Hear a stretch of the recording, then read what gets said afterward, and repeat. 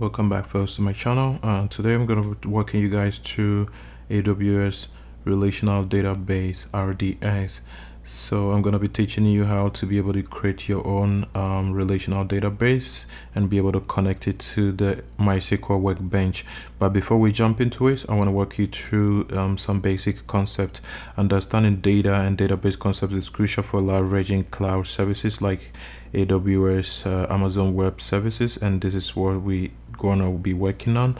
This guide covers fundamental topics such as data, databases, DBMS, and then relational database concept, and then AWS managed relational database service and user responsibility. So before we jump into it, what is data? Data refers to raw fact figures without context, and in business context, data might include sales numbers, customer information, inventory levels, etc. Data becomes meaningful when processed and organized, and then database is an organized collection of data that can be easily accessed, managed, and updated.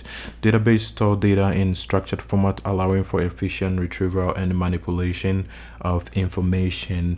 There comes DBMS, database management system. So DBMS is a software that interacts with the database users and application to capture and analyze data. The DBMS provides data storage and then also data manipulation, data security, data integrity, ensure accuracy and consistency of data, and backup and recovery, manages data backup and restores data in a case of failure.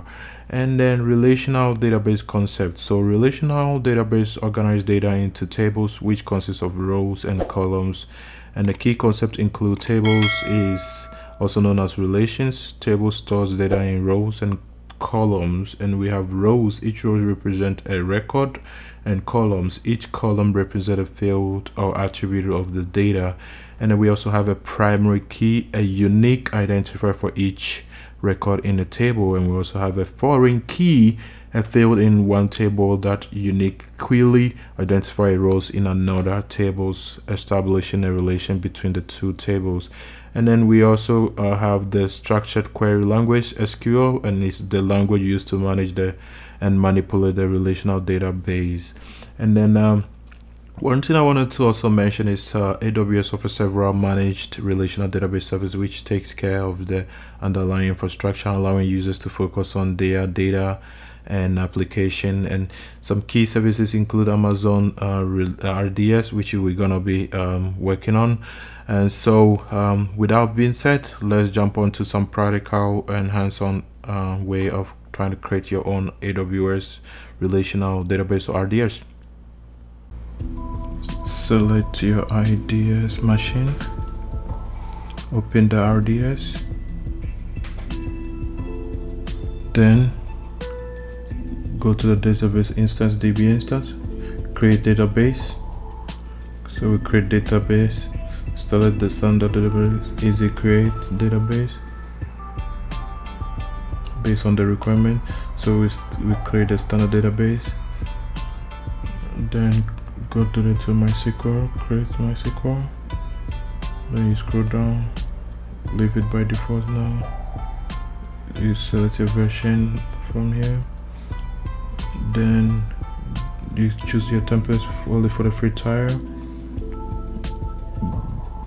but for example production, we go to the production, then check instance configuration, standard classes or memory optimized or optimized classes. And the dev, go down, we can select the dev that we want. Memory optimization 384 GB we can choose. Then standard classes, we can select also the classes that we want from here if you want to select any. So we want to select one from the free tier.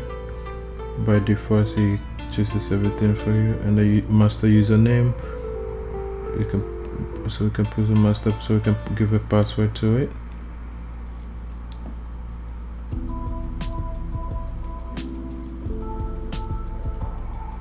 Then instant notification by default business classes.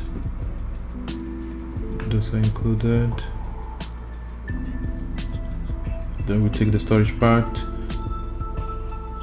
storage auto scaling, then go to the database subnet group. We can set a public group for access, so we can select yes or no as per the requirement. VPC security group firewall, we can select any of them. Available setup, you can select any of them as well. Then you go to scroll down and then create database. If you want to lock your database, then go to additional configuration, mention the database name. If you recap backup, you can program with the backup retention time 1 day to 35 days. Backup window also.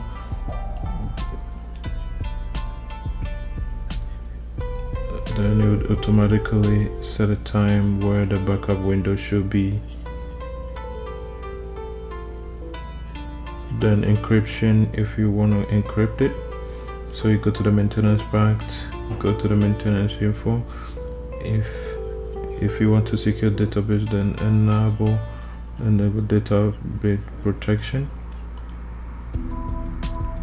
and then we can go ahead and create database. So wait for 10 to 15 minutes, and then we can go ahead and create it. So we have successfully created a database. So our database we have created, it will take us 50 to 12 minutes, but it's created now. So if you want to look for the backup, and then if you could type the backup, and then it's a snapshot by the ideas. The next, open the ideas, click monitor connectivity part. So there's the end. This is the security network, VPC security group. Open the security group, and then you can provide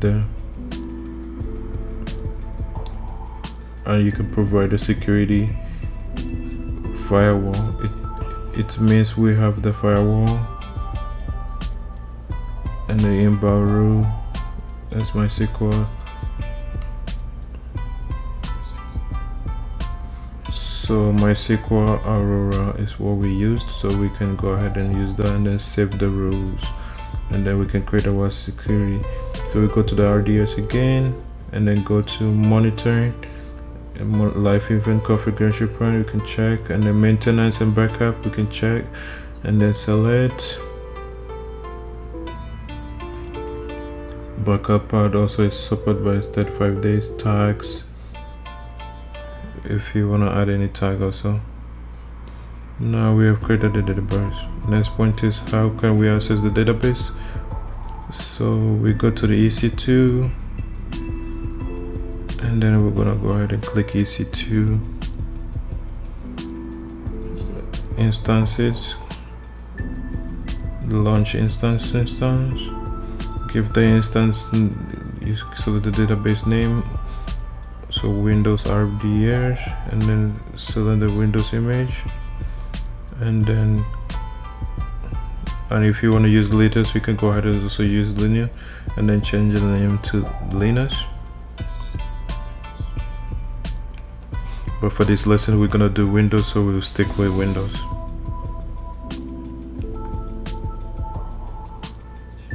Then now select Windows and then confirm.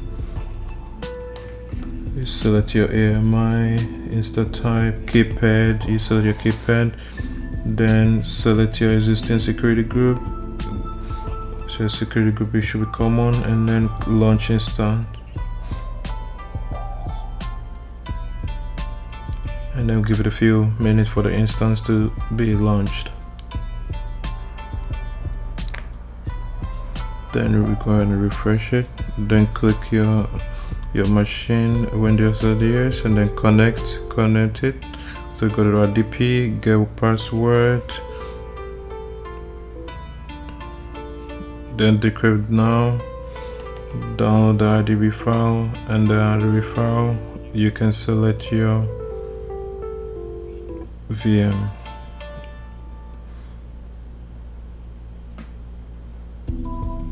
So open the VM, copy the password, connect the VM, and then enter your password. And now again CIS.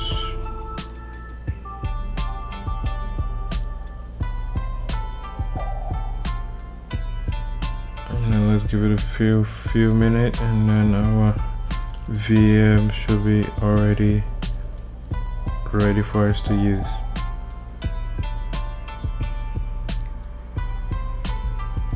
So now our VM is ready.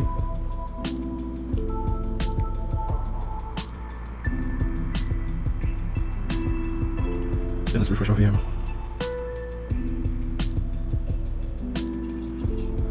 So now give it 1 or 2 minutes. Then open the browser.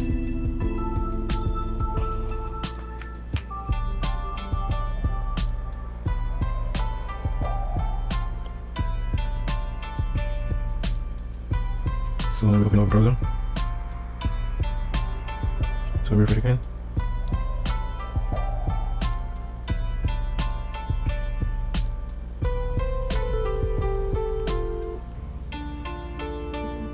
Then start, continue,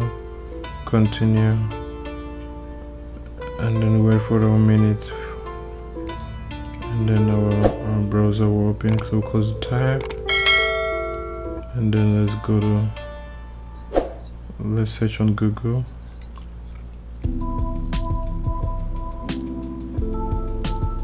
And then we can go ahead and download Google Chrome browser because it's very heavy and it will take a lot of time, so we're going to change the browser.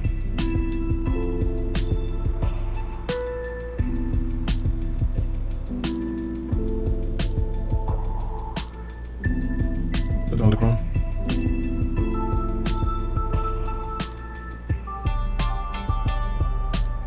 Click download.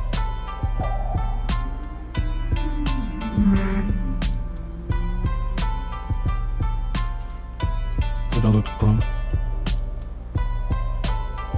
So now we're going to this video, we're going to go ahead and click it.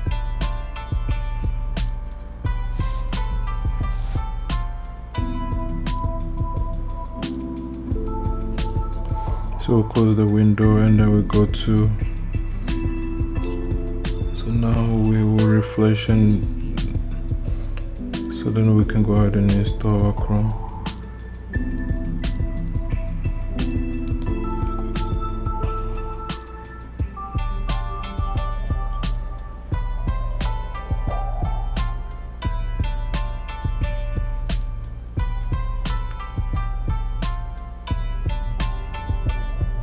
So then we'll need to sign our Chrome is ready. We'll go ahead and open the Chrome.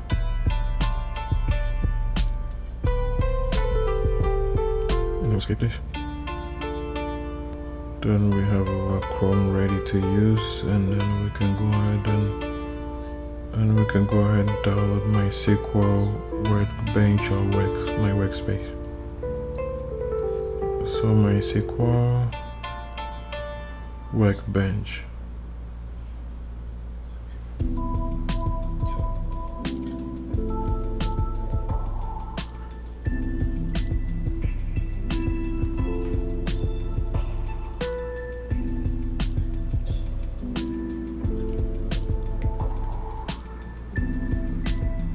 Then we're gonna click it and download the workbench.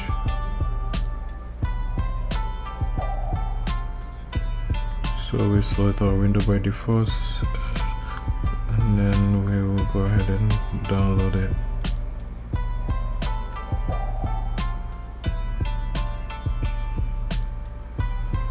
Once it's downloaded, we can close. Then go to our downloads, and then install it.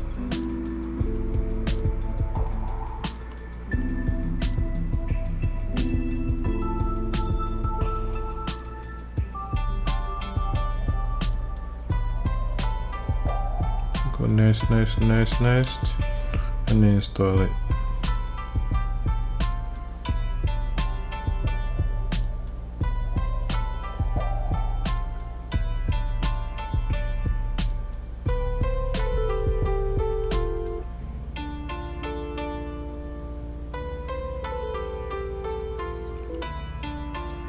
After this, we minimized it, go to the RDS, and then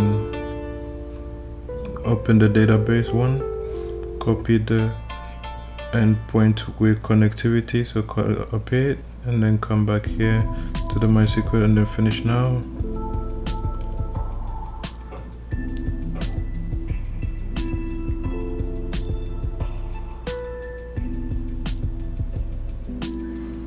So wait for 1 to 2 minutes.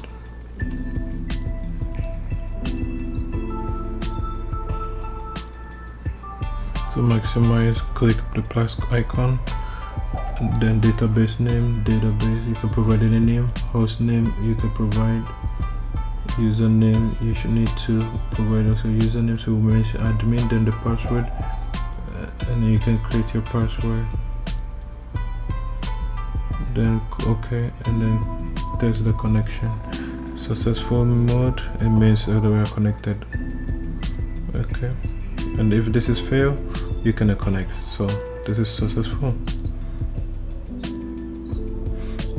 So now our SQL workbench is collected, and we can execute our queries from here. For example, if we go to the browser and then sample MySQL example,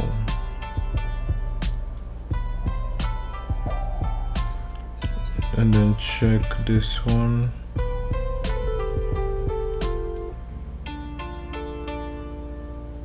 and then let's copy this code and then paste it, and then click the schema, and then click the DP1, and then type use DB1, then comma, and then execute selected, and then selected our database, then paste our query, and if we run it, you can see the execution is done. If you want to find the query, then select frontend from David, copy, and then we can try, and then here you can see our table.